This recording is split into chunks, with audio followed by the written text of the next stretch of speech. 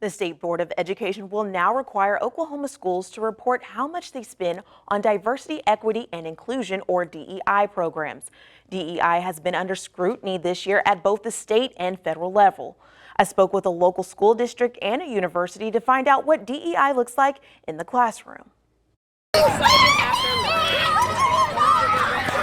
Union Public Schools created their Diversity, Equity, and Inclusion Council as a part of a 5-year strategic plan in 2020. We kind of really felt like the fact that because we have over 62 languages that are represented in Union Public Schools, a lot of people, I think, are really shocked by that.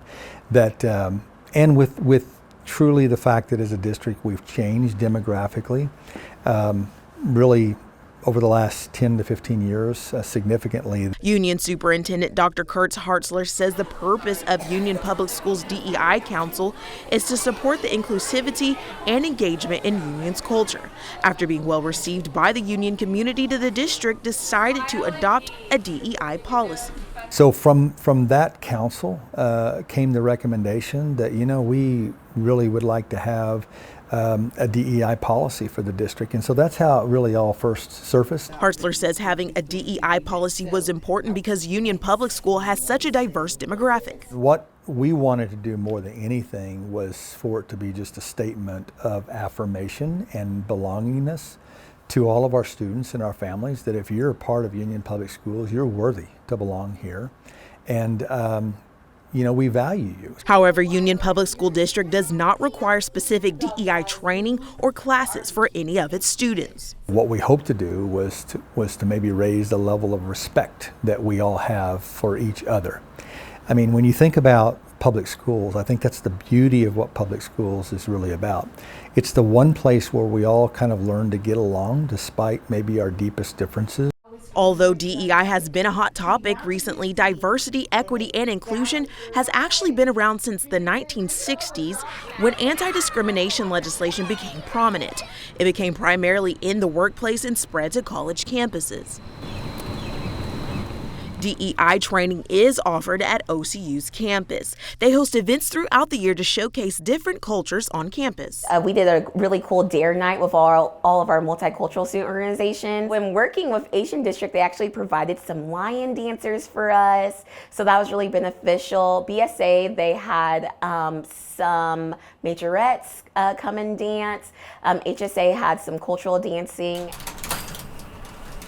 Danielle Pullen is the Director for Diversity, Equity, and Inclusion at Oklahoma City University.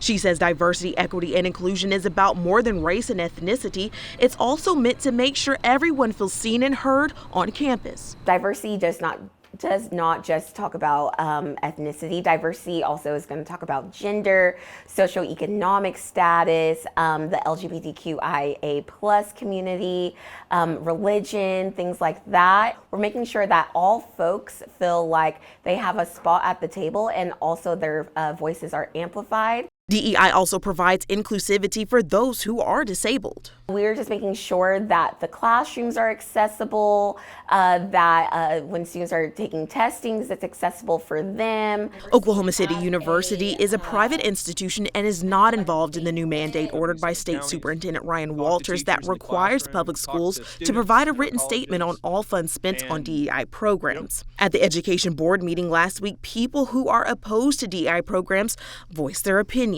I haven't seen a lot of unity, I guess, coming from what you, Mr. Walters, referred to as divide, exclude, and indoctrinate. I feel like that's more of what I've been seeing with the... But Danielle Pullen says DEI has had the opposite effect at OCU.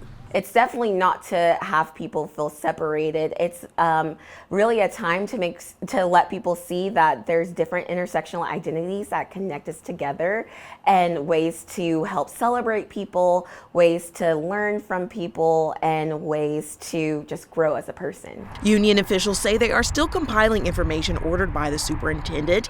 In the meantime, DEI programs will continue with the full support of Superintendent Hartzler. If we don't learn to live together despite our deepest differences, again, either around our faith, our ideologies, or our differences in socioeconomic status, I'm not so sure what kind of world we're going to look up to have if we don't if we don't learn to at least respect those differences. I think that's one of the greatest treasures of Union Public Schools is our diversity. In fact, we say it's a treasure, and we know that money can't buy the kind of diversity that we have.